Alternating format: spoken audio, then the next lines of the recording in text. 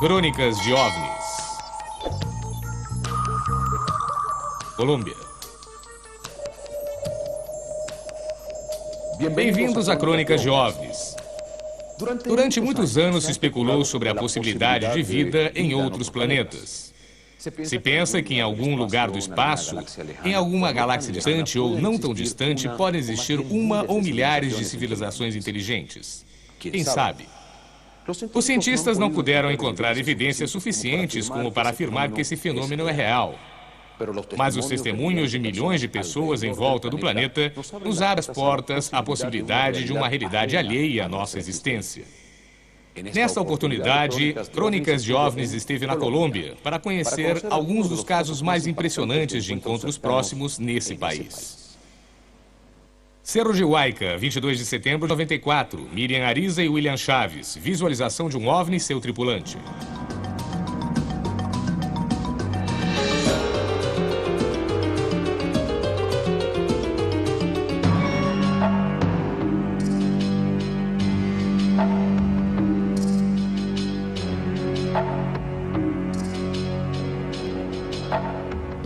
Todas estas misteriosas luzes no céu foram gravadas por aficionados em um mesmo lugar. O Cerro de Huayca, a uns 60 quilômetros a noroeste de Bogotá, a capital colombiana. O lugar foi um assentamento indígena Chicha e dizem que desde essas remotas épocas se observam coisas estranhas no céu. Por isso foi chamado assim, Huayca, que significa a porta do céu. William Chaves e Miriam Ariza levam 25 anos estudando o fenômeno OVNI na Colômbia. Eles dedicaram boa parte desse tempo a esta zona e têm uma teoria que neste lugar, rodeado de outros morros, podem se apreciar fenômenos celestiais. Como este é um lugar eletromagnético e uma porta dimensional a mundos intraterrestres, a gente sente uma energia muito especial. A gente se carrega energeticamente e as experiências foram inesquecíveis. Se apresenta uma triangulação. 3 argolas estão fazendo um campo magnético em todo o centro. Quando se gera esse campo magnético em certas horas, as naves aproveitam esse campo magnético e se carregam. Estas teorias vão acompanhadas de experiências vividas por eles mesmos. Eram 6h25 da manhã, bastante claro, não havia nuvens. De repente, a nave chegou e parou na frente do cerro, na parte do meio do cerro. Vocês estão vendo aqui? Parou e entrou. Como entrou? É como um mistério. Mas esse não é o depoimento mais incrível que eles têm. Neste lugar, esses pesquisadores garantem que tiveram um contato direto de terceiro tipo no dia 22 de setembro de 1994. Às 7 horas da noite, logo que subimos a uns quilômetros daqui, vimos como desceu. O grupo todo viu a nave e nesse momento se formou uma espécie de sino. E de lá desceu esse ser cristalino que se transformou. Durante a comunicação, nos dizia que ficássemos calmos, que não tivéssemos medo, que só íamos viver com eles para transmitir um conhecimento. Desenhando os seres que eles disseram ver essa noite, Miriam Ariza completa os depoimentos dessa experiência. Todos pequenininhos, magrinhos, fizeram uma espécie de antessala, de onde depois saíram 2 seres altos, tipo nórdicos, muito magros, cabelos compridos, muito bonitos. E imediatamente saiu um ser central. E o que era curioso é que esse ser não andava, ele flutuava e no meio de todos os seres, ele saiu. Saiu este ser lindo, lindíssimo, quase cristalino, com cabelo comprido e, de repente, quando o ser se aproximou do grupo, havia muita gente que estava vendo a coisa e começaram a fazer confusão. Olhem, será que se vê ou não se vê? Eu não vejo nada. E no meio dessa confusão, o ser começou a... Era como se encolhesse, como se uma bruma que ia encolhendo, encolhendo ou até desaparecer. Os camponeses, igual que os pesquisadores do fenômeno OVNI, veem e escutam coisas sem explicação. Dona Sofia Garcia, de 58 anos, é uma dessas pessoas. 2 vezes na vida viu luzes que iluminam o penhasco. Uma vez, com minha mãe, às 11 da noite, vimos uma luz lá no morro. Minha mãe me chamou e disse: "Olha, Sofia, olha uma luz." Estava bem no morro, mas só se via a luz, não da onde ela vinha. Era bem iluminado. Não sei se tão iluminado como se tivessem acendido um holofote e se iluminasse tudo lá por cima. Há 2 anos atrás, numa sexta-feira santa, estávamos falando dos enterros e de tudo o que acontece por esses lados. Então, eu já estava saindo para ir dormir. Quando ia abrir o portão, vi uma luz lá no morro. Uma luz grande que se via no vale. Era uma luz clarinha que se via lá no vale. Outros camponeses tiveram experiências semelhantes, mas mais próximas. Foi mais ou menos há 1 ano. Eu ia dormir e estava escutando música com um Discman com fones que eu tenho. E de repente, o Discman se apagou e fez um barulhinho estranho. Não de um carro, mas como um avião. Não sabia o que era. E daí, eu tinha umas latinhas de cervejas empilhadas e elas caíram. Eu fui ver o que era. Era uma luz enorme pelo teto e sumiu assim. Iluminava tudo. Se via a sombra. Tudo. Para muitos camponeses, o que vem está relacionado com os enterros dos indígenas que foram feitos na zona e que iluminam algumas noites. Poucas vezes o relacionam com objetos não identificados ou naves estranhas. No entanto, o que acontece nessa área despertou o interesse de outros pesquisadores, como Germán Puerta, um economista e astrônomo aficionado, escritor de vários livros que tem uma teoria diferente do que acontece no penhasco de Huayca. Pelo assunto do vértice, mencionado em Huayca, uma das hipóteses que existe é que os pratos voadores, os visitantes de outros mundos, procedem de outras dimensões do espaço-tempo. É como se a Terra do futuro, como nos filmes de Spielberg, na realidade, se isto é assim, possivelmente haja lugares especiais no espaço-tempo que permitem essas comunicações. É uma das explicações para o fenômeno, porque é muito mais difícil pensar que os visitantes são de outros planetas, de outras estrelas, devido às imensas distâncias que nos separam deles, não? Um vórtice dimensional, enterros indígenas ou um lugar propício para viajar no tempo. O único certo é que em Huayca essas aparições de luzes são frequentes e, até agora, inexplicáveis. A ufologia moderna começa em 24 de junho de 1947, quando Kenneth Arnold avistou enquanto voava em seu avião uma fileira de 9 estranhos objetos voadores. A observação visual durou 3 minutos. Quando regressemos, 2 imagens estranhas de objetos voadores aparecerão nas imagens de um grupo de jornalistas que faziam uma reportagem sobre uma estranha formação piramidal nos limites da formação arqueológica do interior. Nenhuma aeronave de combate, nenhuma aeronave comercial que haja neste momento no mundo pode fazer essa elipse, esta figura que descreve como se nota na imagem, a essa velocidade.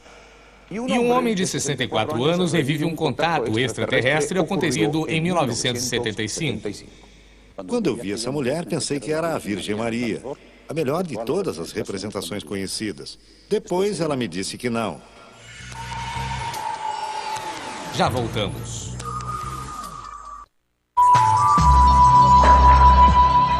Voltaremos dentro de instantes.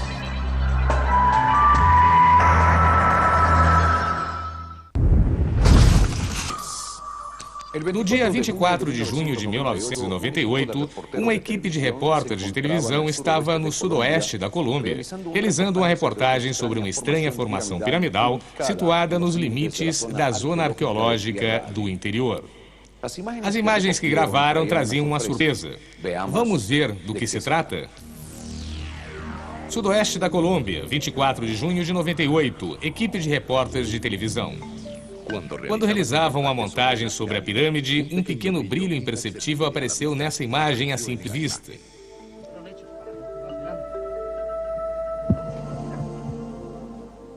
O que parecia um problema de gravação descobriu dois pequenos e estranhos objetos no céu. O primeiro pode se perceber em câmara lenta e marcando com um círculo o movimento elíptico que descreve. E isso é o que pode se perceber realizando uma aproximação sobre o ponto luminoso.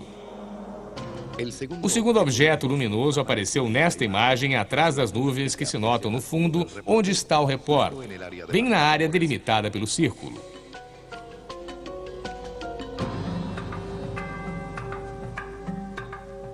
O material foi submetido à observação e análise pelo astrônomo Gregório Portilha, da Universidade Nacional de Bogotá, e do coronel Rodrigo Otárbaro, da Força Aérea Colombiana. Depois da surpresa inicial de vários dias de reflexão e de descartar fenômenos atmosféricos, o astrônomo emitiu sua opinião. A opinião que tive e ainda tenho é que os objetos que se viram aí passando velozmente, formando figuras estranhas, bem, descartando tudo que pode ter sido, podíamos qualificá-lo como OVNIs, já que não fomos capazes de identificá-los. É muito possível que se trate de insetos fosforescentes. Mas a verdade, para dizer a verdade, não estou muito de acordo com esta explicação. Pelo menos no visor da câmera, parece muito rápido, formando umas figuras que, com os conhecimentos que eu tenho a respeito do movimento dos objetos voadores, não corresponde ao brilho intrínseco dos pontos. Seria muito difícil que fosse um inseto, salvo que fosse um inseto com um poder intenso de refletir a luz. É por isso que tenho minhas dúvidas a respeito. O coronel da Força Aérea tem sua própria explicação sobre o que pôde observar no material gravado, depois de descartar que houvesse sido uma aeronave ou um elemento espacial conhecido. Nota-se que a distância que há entre a câmara e o objeto é uma distância grande. Por isso, nenhuma aeronave de combate, nem nenhuma aeronave de tipo comercial que haja neste momento no mundo, pode fazer essa elipse. Essa figura que descreve, como se nota na imagem, a essa velocidade.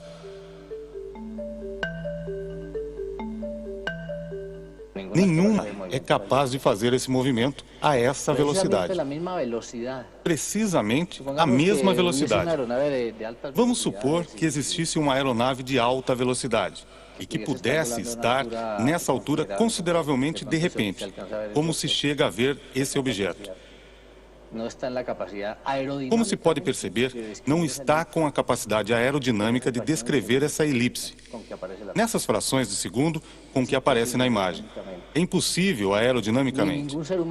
Nenhum ser humano que estivesse a bordo seria capaz de suportar a gravidade que exigiria ao descrever uma manobra tão brusca e em tão pouco tempo. Essa é a opinião do coronel sobre a primeira imagem. Mas tem outra, igualmente peculiar para a segunda, onde se observa um objeto brilhante saindo das nuvens que estão atrás do repórter. Porque se observa que definitivamente está atrás das nuvens. E as nuvens, a máxima altura de uma nuvem está em volta dos 40 ou 45 mil pés. Essa é a máxima altura onde se pode formar nebulosidade. Então, logicamente, ele estará muito por cima das nuvens. Estará, digamos, no espaço. O mistério dessas imagens se une ao do lugar onde foram gravadas. Um lugar marcado por mistérios ancestrais de indígenas da cultura agustiniana que deixaram talhadas pedras com figuras gigantes que ainda se encontram nas beiras dos caminhos. Estrada que leva a Bogotá, 28 de janeiro de 75, Juan Osório. Eu vinha sentindo o que estou sentindo agora, exatamente, um estado de ansiedade, como de medo, de angústia, como o que nos causa quando temos que enfrentar algo desconhecido. E para mim, aquilo era algo completamente desconhecido. Essa é a primeira impressão causada em Juan Osório, engenheiro colombiano de 64 anos, ao regressar ao lugar onde, segundo ele, teve um encontro com extraterrestres no dia 28 de janeiro de 75. Eu tinha recebido as indicações 2 dias antes, que diziam que no trajeto entre Bogotá e o lugar onde eu devia me dirigir, havia uma ligeira subida. Depois eu encontraria uma descida, que é esta, reta, completamente, e aí eu me encontraria com uns trilhos de trem e à direita com uma árvore que estaria sozinha sobre a colina. Esses eram os sinais para que eu pudesse chegar até o lugar posteriormente. Eu podia ver a zona que eles me descreveram. Eu penso que é um contato telepático com visão telescópica, ou que seja, porque eu podia observar tudo o que eu escutava na minha mente. Podia observá-lo. 25 anos depois, ainda existem a árvore e a estrada que lhe serviram de orientação para chegar a esse lugar. É incrível que ainda resista depois de 25 anos e que me serviu como ponto de referência para poder chegar. Quando Osório decidiu fazer de novo o trajeto que fez para viver essa experiência que para ele não era a primeira, conta que aos 18 anos observou uma luz desconhecida que ele associou com o demônio. Esse dia decidiu retirar-se do seminário onde estudava para sacerdote da Igreja Católica.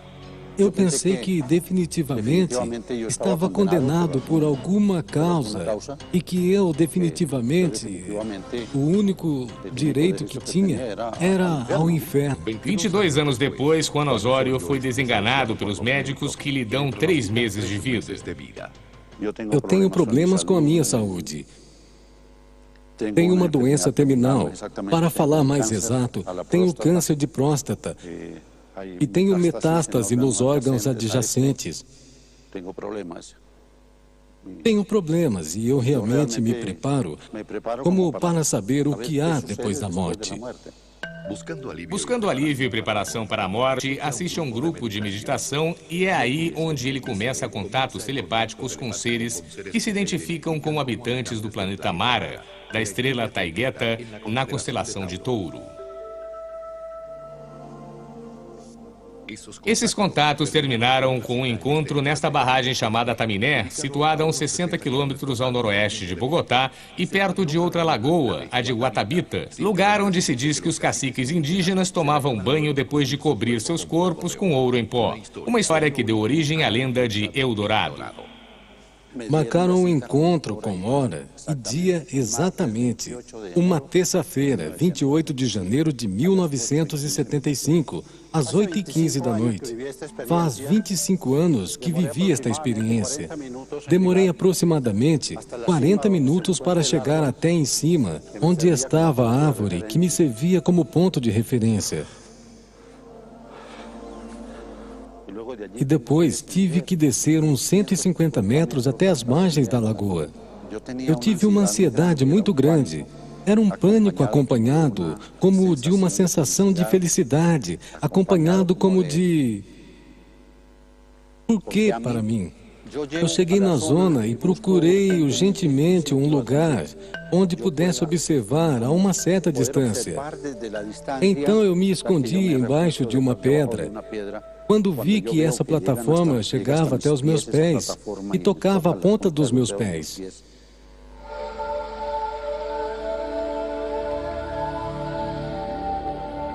Aí, tentei observar, mas não pude observar e dei uma olhada a uns 60 metros de diâmetro.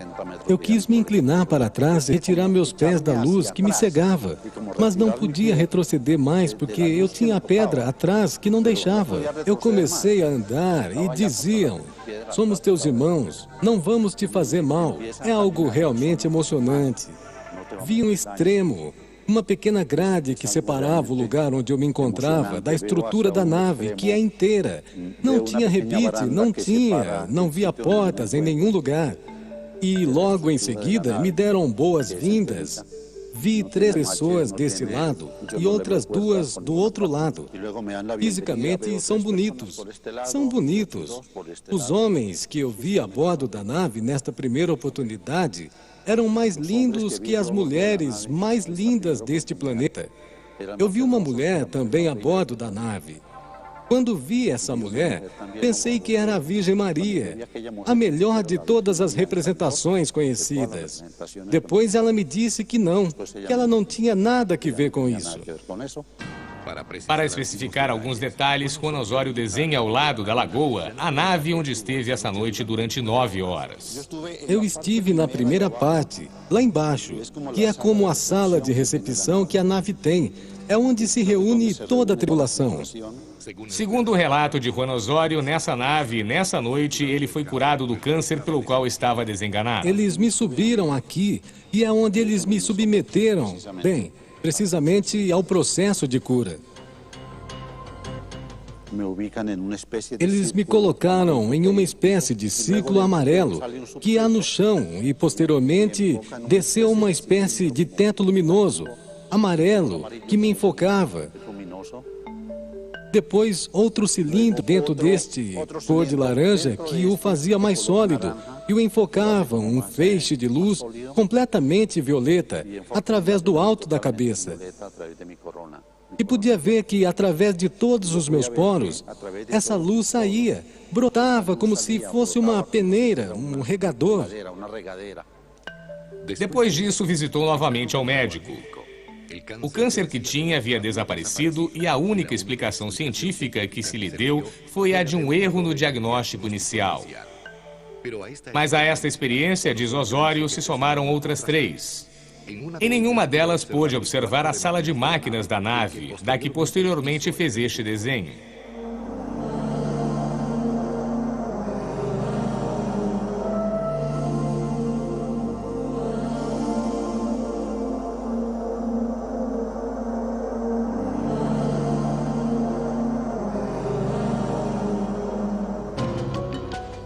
Hoje, 25 anos depois desta vivência, Juan Osório só tem em mente a procura de uma sociedade mais compreensiva e menos violenta. Uma mensagem que ele diz ter recebido dos habitantes do planeta Mara e dos que espera mais ajuda para levá-la a cabo.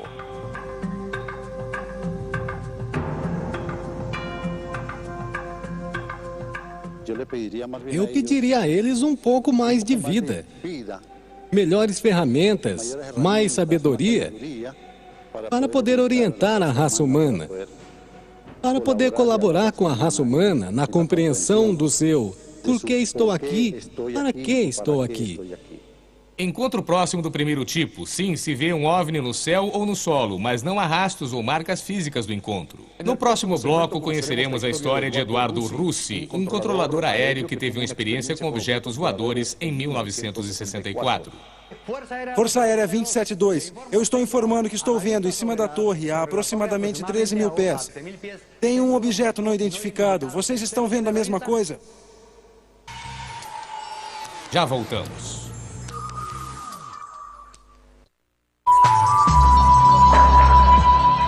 Voltaremos dentro de instantes.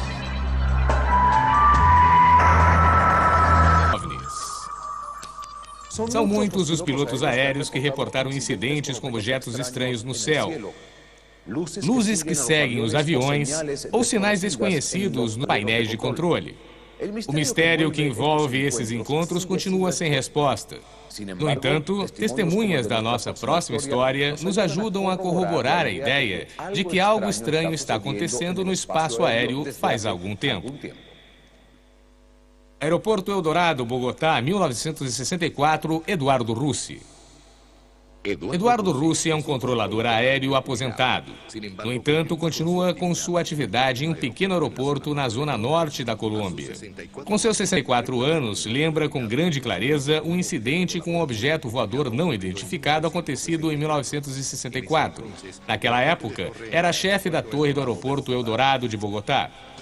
Ele, como controlador aéreo, e 2 aviões T-33 da Força Aérea Colombiana foram protagonistas de uma perseguição única no país. com a qual terminaram com vários incidentes de aviões comerciais colombianos com estranhas luzes que os perseguiam em rota perto de Bogotá. Um desses casos aconteceu com o avião Lockheed L-1049, mais conhecido como Super Constellation, que voava entre Cartagena e Bogotá. Esta noite, o piloto, muito nervoso, reportou aos diferentes departamentos de trânsito aéreo que havia umas luzes que estavam como brincando com o avião. As luzes o alcançavam, o passavam e depois o enfrentavam e vinham no sentido contrário e assim brincaram com ele por um lapso de mais de meia hora. Os incidentes puseram em alerta a Força Aérea, que trasladou 2 aviões de uma base militar ao aeroporto Eldorado com uma missão: tratar de interceptar o aparelho que estava pondo em risco a segurança aérea. Nunca vou esquecer os registros deles. Era o FAC 2070 e 2072. Antes saiu o 2072, saiu de Palanqueiro a Eldorado, entrou no espaço de Bogotá por um lugar chamado El Rosal. E o avião me chamou, me pediu instrução de aterrissagem. Eduardo Russi não lembra a data exata, só que foi em meados de 1964, que eram 10h30 da manhã, e que o céu em Bogotá estava extraordinariamente limpo e que o avião FAC 2072 começava o pouso quando aconteceu o incidente. Ele foi advertido por 2 telefonemas de uma estranha luz situada bem em cima da torre de controle. Grudei minha cabeça bem contra o vidro da torre, quando... Sim, eu vejo. O que é que eu vejo? Eu vejo uma coisa, uma roda de mais ou menos desse tamanho, com uma altura... Para mencionar um campo de comparação, a gente vê um velho DC-3 a 14 mil pés de altura, mais ou menos desse tamanho. Ou seja, eu deduzo que o que eu vi era mais ou menos do tamanho de um DC-3. Mas a forma do aparelho que podia observar não era semelhante a nenhum avião da época.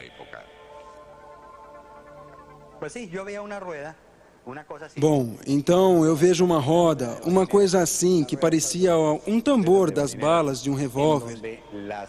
E em cada buraquinho onde estão as balas, que são pequenas esferas, se viam uns buracos pretos e entre um buraco e outro se via uma luz amarelada. Eu me lembro que o sol brilhava tremendamente porque o céu estava completamente limpo. Agora, pela parte central da roda, por onde se supõe que a roda se encaixe, irradiava uma luz branca, uma luz muito branca, profundamente branca, tremendamente brilhante. Nessa época, na Colômbia, não existiam os radares. Todas as operações aéreas eram feitas visualmente. Diante do fato, o controlador aéreo falou imediatamente com os aviões militares enviados justamente para perseguir um objeto estranho, que, pelo visto, era o que estava nesse momento em cima da torre de controle. Eu liguei para eles. Força Aérea 2072, estou informando que estou vendo sobre a torre, a aproximadamente 13 mil pés. Tem um objeto não identificado. Você está vendo? Correto, torre, estou vendo. Autorize minha decolagem, já saio para sua perseguição. Ok, autorizado 2072, autorizado para a decolagem. O avião colocou potência máxima, subiu o trem de pouso e fez uma subida ao máximo rendimento, e isso parecia mais uma manobra de circo do que outra coisa. De acordo com as lembranças, a perseguição durou uns 10 minutos. Durante esse tempo, o objeto sempre esteve, de acordo com o que reportou o piloto, a uns 2.000 pés do avião. Ou seja, que o objeto voador não identificado subia à medida que também subia o aparelho T-33 da Força Aérea Colombiana. Quando chegou, subiu mais ainda. Chegou no momento em que daqui eu vi o objeto desse tamanho. Eu o via bem pequeno, mas estava no mesmo lugar, sem produzir nenhuma espécie de ruído. Bom, passou mais um tempo, uns 5 ou 6 minutos, quando chegou o momento em que o avião me chamou e me disse: Torre Eldorado, FAC 2072, estou a 33 mil pés, o avião não resiste mais e não tenho mais combustível. Esse foi o final do incidente. Quando o avião iniciou a descida, o aparelho desapareceu para o lado oeste da cidade. Só depois de 34 anos, o incidente foi conhecido publicamente através da revista oficial dos controladores aéreos. Até esse momento, permaneceu em silêncio por ordens superiores. E finalmente o chefe da torre daquela época um dia subiu e inclusive gritou comigo e me disse que parássemos com essa história, que puséssemos uma pedra em cima, que a gente calasse a boca e que inclusive os pilotos da Força Aérea. A Força Aérea tinha ordenado aos pilotos para não fazer pública essa questão, que todos ficassem calados e a coisa ficou assim. O incidente ficou sem explicação e hoje, na FAC, dizem não recordar e nem sequer ter registros do fato. O que eu vi? Não tenho a menor ideia. Eu não posso julgar se foi um OVNI, se foi isso ou aquilo, mas o certo é que as pessoas que estavam na plataforma, todos olhavam para o céu apontando com seus dedos, não estavam vendo fantasmas. Eu também não estava vendo fantasmas, e o piloto que saiu para a perseguição também não estava vendo fantasmas. As análises estatísticas indicam que as visualizações de OVNIs ocorrem com mais frequência perto das 9 da noite e com uma segunda frequência perto das 3 da manhã. O aparecimento de estranhas luzes no céu é bastante frequente em metrópoles como Santiago do Chile, São Paulo ou Cidade do México.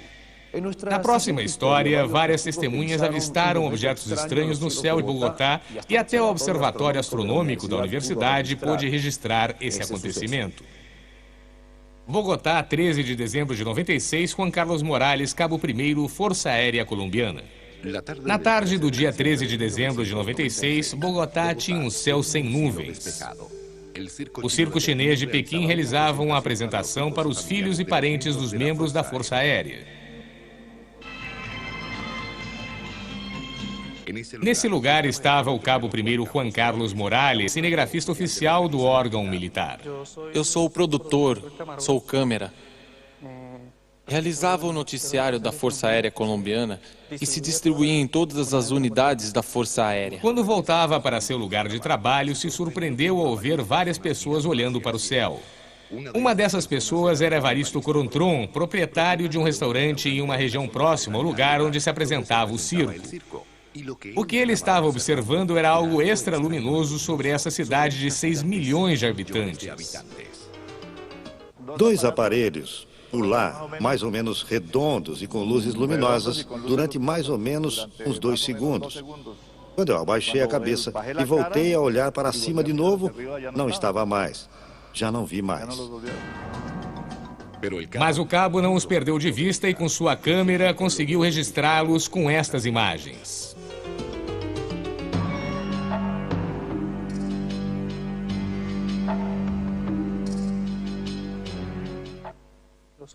Os objetos apareceram depois de uma apresentação do Circo de Pequim, no dia 13 de dezembro de 1996, às 5h30 da tarde. A essa hora, terminava a apresentação e eu estava indo para o Ministério de Defesa. E durante o trajeto, eu via que as pessoas observavam o céu, olhavam. Então desci com a câmera e comecei a gravar os objetos que vocês viram. Observando de novo e em câmera lenta, pode-se apreciar uma pequena esfera suspensa no ar e outra girando em volta dela.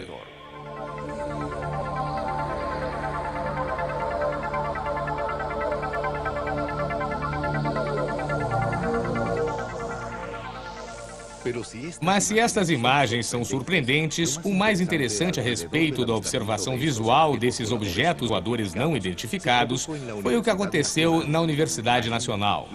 Lá os astrônomos também observaram os fenômenos através dos telescópios. Entre eles estava o diretor do Observatório Astronômico, que um mês depois fez esta descrição a uma televisão local. Eram mais ou menos 5 horas da tarde desse dia, e um colega me ligou relatando que na zona do lago estavam acontecendo uns efeitos luminosos com direção ao norte, uns 40 graus de altura. Então, com os estudantes, começamos a buscá-los e apontamos com o telescópio pensando em encontrar uma supernova. Mas nossa surpresa foi tão grande quando vimos 2 objetos luminosos. Então passamos para o telescópio principal e vimos os objetos estendidos, iminentemente objetos de fabricação artificial, mas não eram nem helicópteros, nem aviões.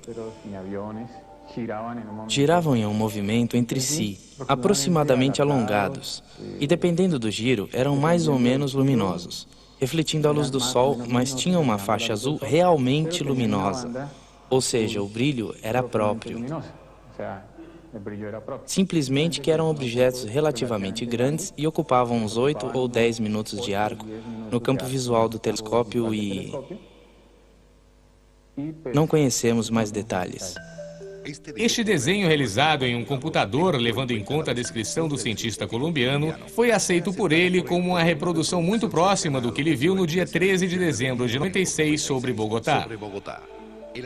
O antropólogo e astrônomo Arturo Izquierdo também observou o fenômeno na Universidade Nacional. Até hoje, nem ele nem o diretor do observatório daquela época puderam explicar cientificamente o que viram. Como a observação foi deficiente, então não se pode precisar exatamente o que foi. Então a gente arrisca ou aventura uma hipótese. O que é necessário ter em conta é que com essa primeira hipótese tentamos reunir o que fica. Então a primeira hipótese era um globo aerostático. Sim, mas a forma não correspondia a um globo aerostático. O globo sempre se movimenta com o vento e não é estático. Outra hipótese, eventualmente, que estávamos vendo era uma estação espacial. A estação Mir, possivelmente. Em contra, é que uma estação dessas e sua órbita fazem com que se movimente rápido com respeito ao horizonte. Temos outras hipóteses. Algum fenômeno atmosférico, uma forma de nuvem, é possível. Mas a observação no telescópio não indica algo tão vaporoso. A hipótese extraterrestre é que tenha sido uma nave. Então nós teríamos visto com muito mais detalhe e também não tinha cara de nave, de um objeto. Há outra hipótese de que pode ter sido alguma forma de vida da atmosfera, da qual nós temos poucos conhecimentos. Até onde sabemos, não se pode haver vida neste nível de altura, dentro do que conhecemos, e não se observou nenhuma forma de vida a tão grande altura. Então, dado que tivemos tão pouca qualidade de informação, todas as hipóteses têm um senão, mas esta não é. Esta não é. Esta não é. Então fica a pergunta aberta.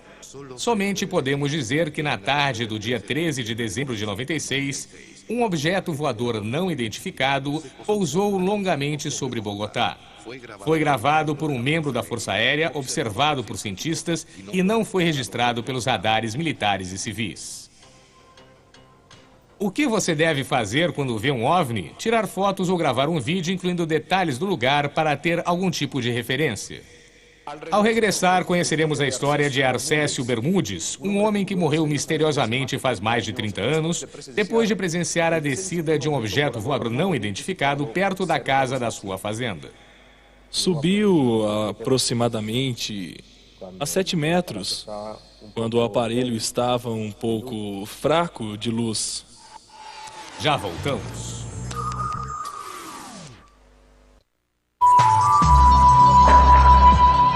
Voltaremos dentro de instantes.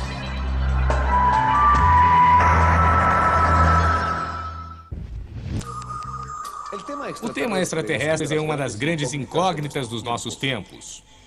Os que acreditam dizem que os governos têm informação e não a revelam. Os céticos pensam que se trata somente de alucinações e mentiras. No entanto, coisas inexplicáveis têm acontecido. Nossa próxima história é um claro exemplo disso.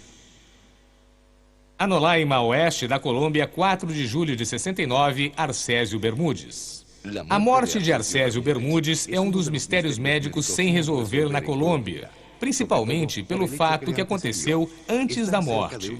Estar perto de um objeto circular que desceu do céu e se suspendeu no ar, em frente da sua fazenda, emanando uma luz amarela-âmbar.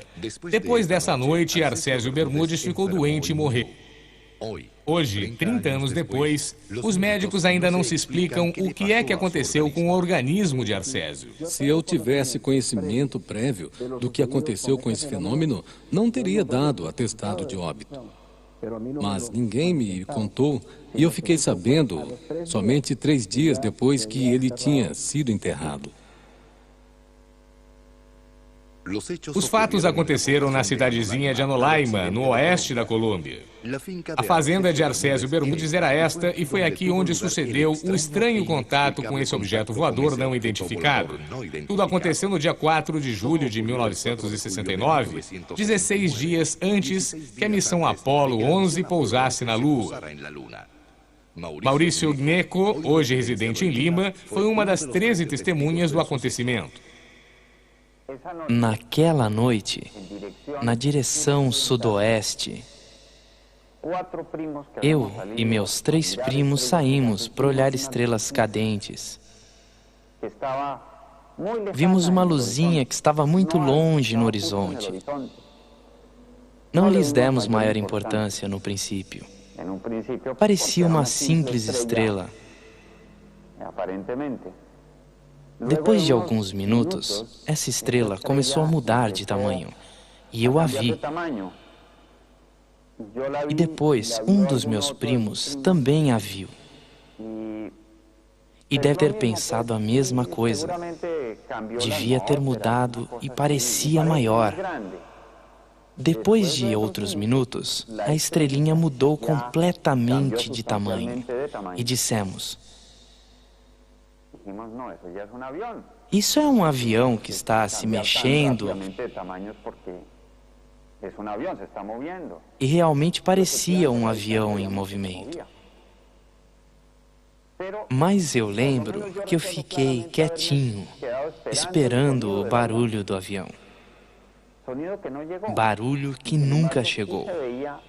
Mas sim, se via um certo deslocamento dessa luz, que era de um tom amarelado, âmbar, e durante o seu movimento, começou a atravessar bem na frente.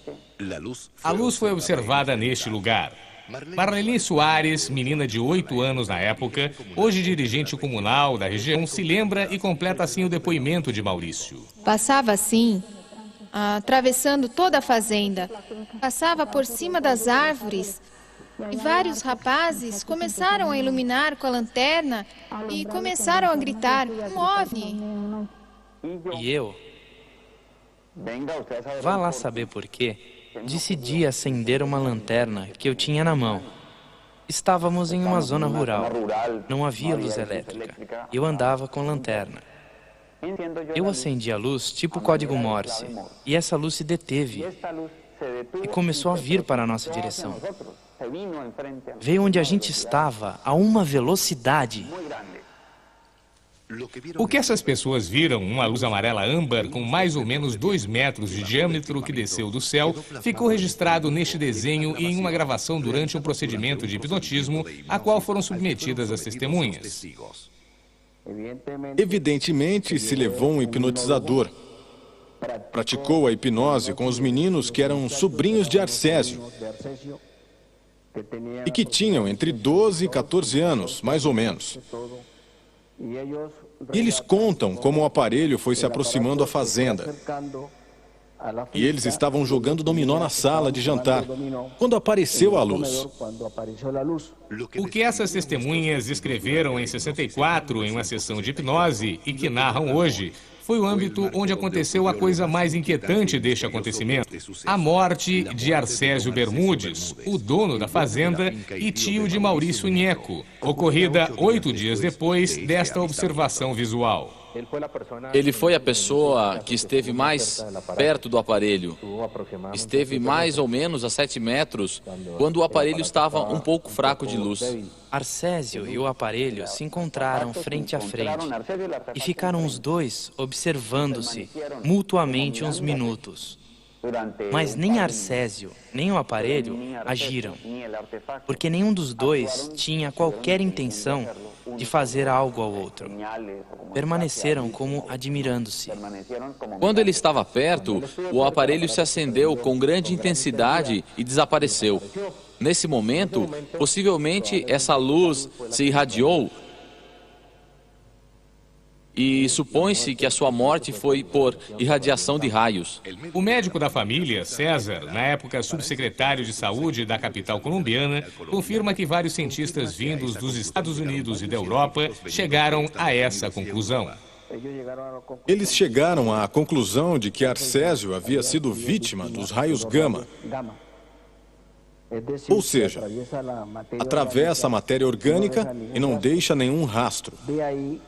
Daí o motivo deles solicitarem que se fizesse a exumação. No entanto, a família negou-se a realizar o procedimento. Por isso, a hipótese nunca pôde ser comprovada. O que sim ficou na história clínica foram os estranhos sintomas que Arcésio Bermúdez teve antes de morrer. Antes de tudo, frio, completamente frio.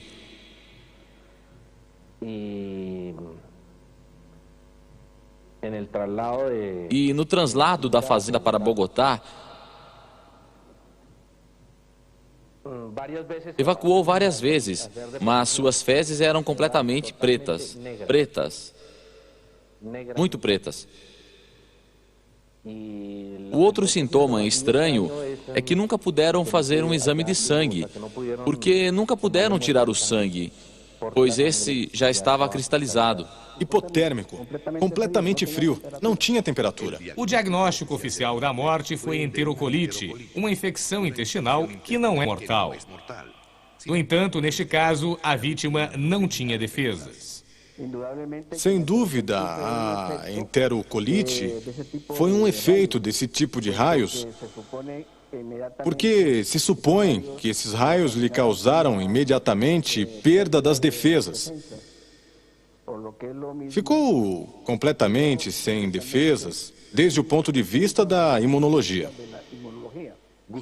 Gustavo Queicino e Carlos, camponeses da região, se lembram da vítima com um homem sem problemas de saúde antes desse incidente. Ele sempre estava bem e era uma boa pessoa.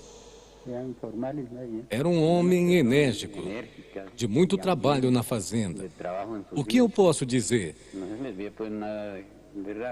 Ele não tinha nada estranho. A morte de Arcésio Bermúdez foi registrada no jornal El Tiempo no dia 18 de julho de 69.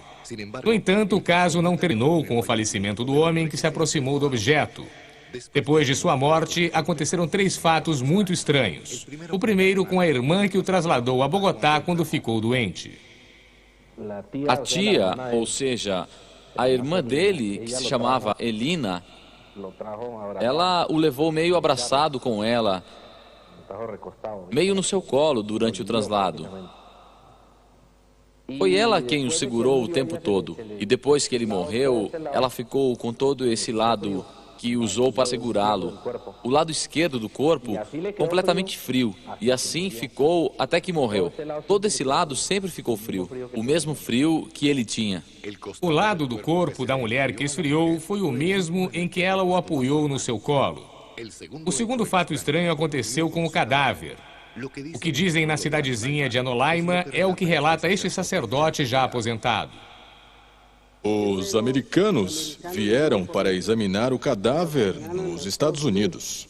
O corpo desapareceu deste cemitério na capital colombiana. Sim. Houve o enterro e o enterraram no cemitério central aqui em Bogotá. Aproximadamente há 6 anos, meu pai, Joaquim Bermúdez, foi ao cemitério para tirar os restos e exumar. Quando abriram o túmulo, não existia nenhum cadáver. Ou seja, o cadáver desapareceu. E nunca encontraram os restos. E o terceiro fato aconteceu um tempo depois, quando um homem perguntou sobre este caso ao médico que tratou Arcésio Bermúdez. E ele me pediu que o levasse até o lugar onde havia aparecido o OVNI, em Anolaima. E nos comentários que ele me fez, me disse que esse cadáver havia desaparecido e que estava em Paris, e que estavam pesquisando sobre ele. Ainda mais do que essa afirmação, o que realmente surpreendeu a Gustavo foi um sinal físico desse homem. Esse homem era muito estranho por causa das orelhas. As orelhas eram compridas, bem pontudas, mas a forma era comum, como a de um humano. Esse homem esteve na fazenda, fez algumas perguntas e desapareceu. A morte de Arcésio Bermudes e o desaparecimento de seu cadáver continua sendo um mistério. A sua família associa tudo com um objeto circular com luz âmbar que se suspendeu no ar na frente da casa da sua fazenda no dia 4 de julho de 1969. A polêmica em torno da existência desses fenômenos é um debate constante entre especialistas e estudiosos do assunto OVNI. Até agora, não se tem provas científicas exatas que corroborem os testemunhos de todas as pessoas que experimentaram esses encontros. Mas se espera que em um futuro não muito distante, as pesquisas tragam respostas concretas. Até a próxima.